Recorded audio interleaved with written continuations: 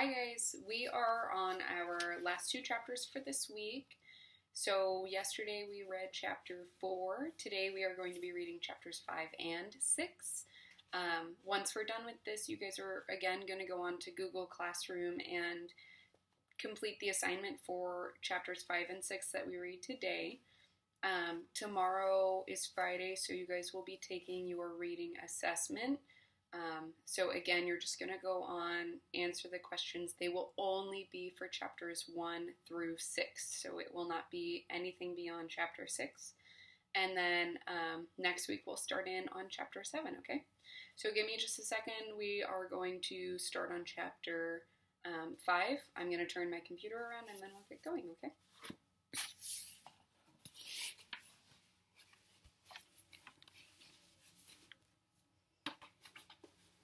Alright, so we're going to open up to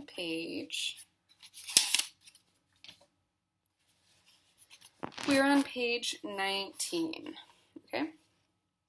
So we just found out that Wonka factory to be opened for our lucky. Find out what is this talking about. Okay, chapter 5, the golden tickets. You mean people are actually going to be allowed to go inside the factory? Cried Grandpa Joe. Read us what it says, quickly. The Evening Bulletin. Mr. Willy Wonka, the candy-making genius, whom nobody has seen for the last 10 years, sent out the following notice today. I, Willy Wonka, have decided to allow 5 children, just 5, mind you, and no more, to visit my factory this year. These lucky 5 will be shown around personally by me, and they will be allowed to see all the secrets and the magic of my factory. Then, at the end of the tour, as a special present, all of them will be given enough chocolates and candies to last them for the rest of their lives. So watch out for the golden tickets. 5 golden tickets have been printed on golden paper, and these 5 golden tickets have been hidden underneath the ordinary wrapping paper of 5 ordinary candy bars.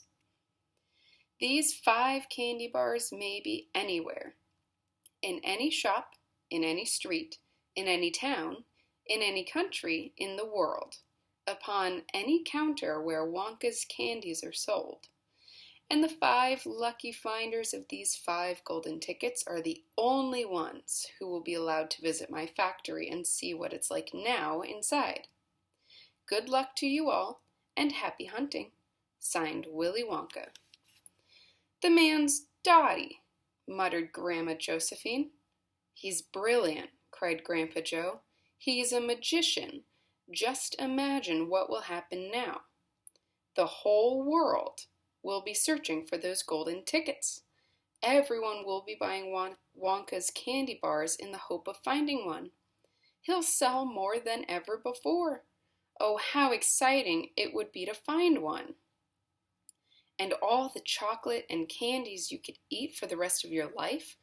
Free? Said Grandpa George. Just imagine that. They'd have to deliver them in a truck, said Grandma Georgina. It makes me quite ill to think of it, said Grandma Josephine. Nonsense, cried Grandpa Joe. Wouldn't it be something, Charlie, to open a bar of candy and see a golden ticket glistening inside? It certainly would, Grandpa, but there isn't a hope, Charlie said sadly. I only get 1 bar a year.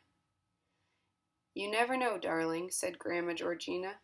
It's your birthday next week. You have as much chance as anybody else.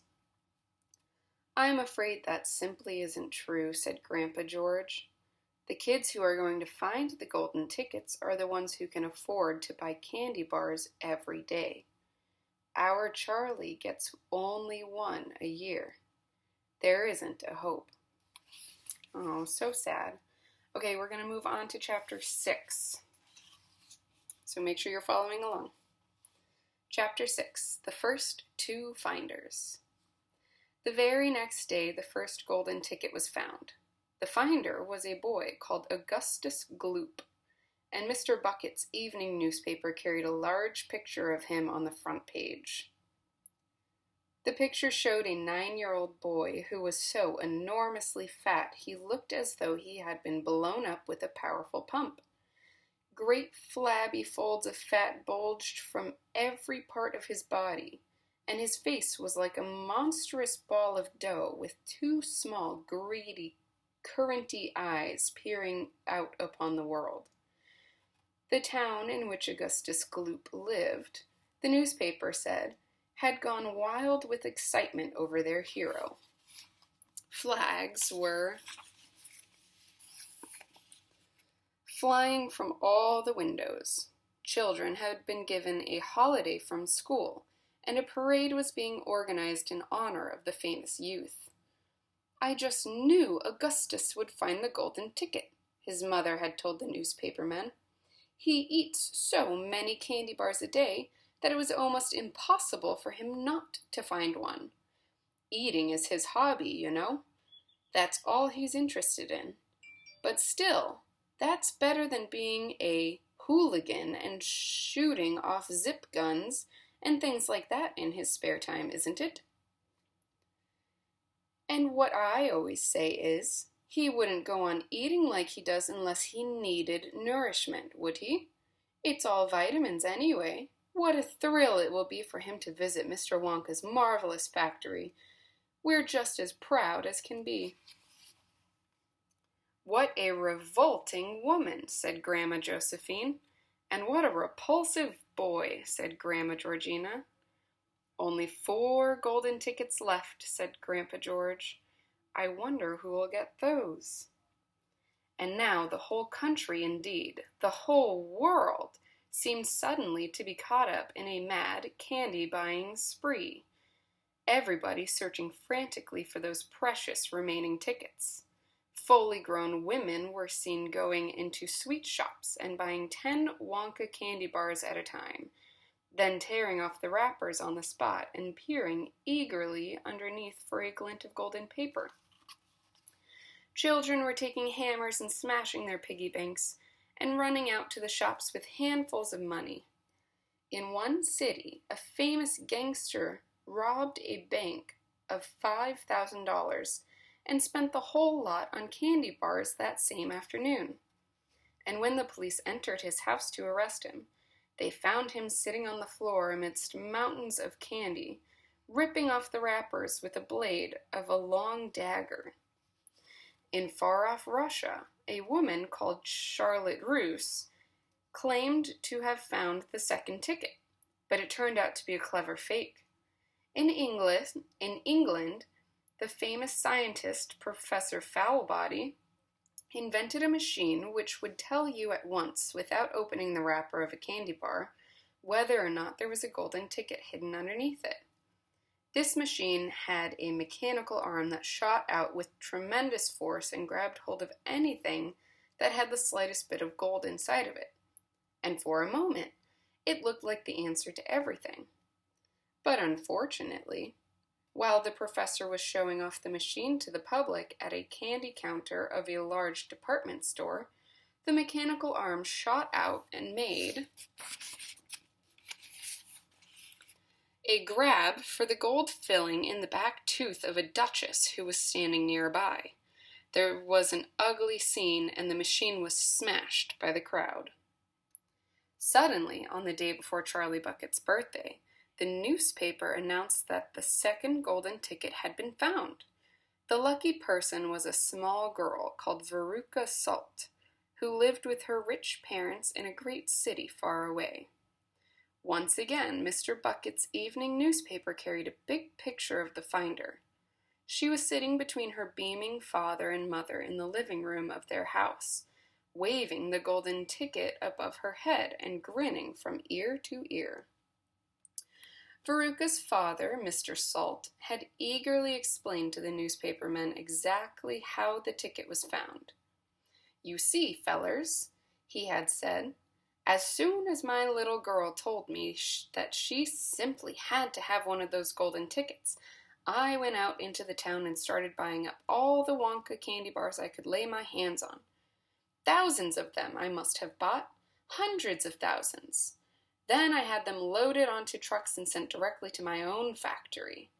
I'm in the peanut business, you see, and I've got about 100 women working for me over at my joint, shelling peanuts for roasting and salting. That's what they do all day long, those women. They sit there shelling peanuts. So I says to them, okay, girls, I says, from now on you can stop shelling peanuts and start shelling the wrappers off these crazy candy bars instead. And they did. I had every worker in the place yanking the paper off those bars of chocolate full speed ahead from morning till night. But 3 days went by and we had no luck. Oh, it was terrible. My little Veruca got more and more upset each day. And every time I went home, she would scream at me, "Where's my golden ticket? I want my golden ticket." And she would lie for hours on the floor, kicking and yelling in the most disturbing way. Well, sir, I just hated to see my little girl feeling unhappy like that, so I vowed I would keep up the search until I got her what she wanted. Then suddenly, on the evening of the 4th day, one of my women workers yelled, "I've got it, a golden ticket." And I said, "Give it to me quick." And she did. And I rushed it home and I gave it to my darling Veruca. And now she's all smiles and we have a happy home once again. "That's even worse than the fat boy," said Grandma Josephine. "She needs a real good spanking," said Grandma Georgina.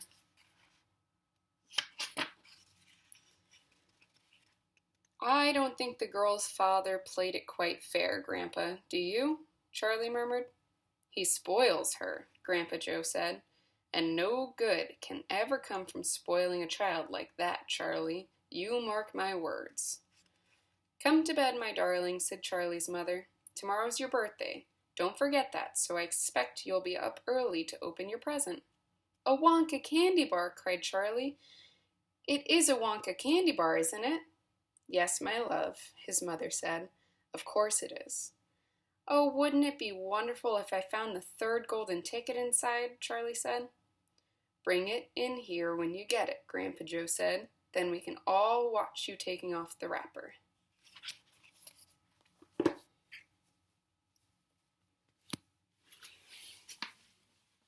All right, so we are done with our chapter reading for the week.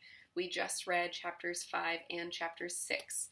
So go onto Google Classroom and complete the reading assignment for today. Remember, tomorrow you will be taking a short test where you're going to have to answer a few questions in full sentences. This means that you need to use the race strategy, okay? Make sure you restate, answer the question, and then pull that citation out from the text to back up what you're talking about, okay? That's for the quiz tomorrow on Friday. Today, do your best with the assignment and let us know if you have any questions, okay?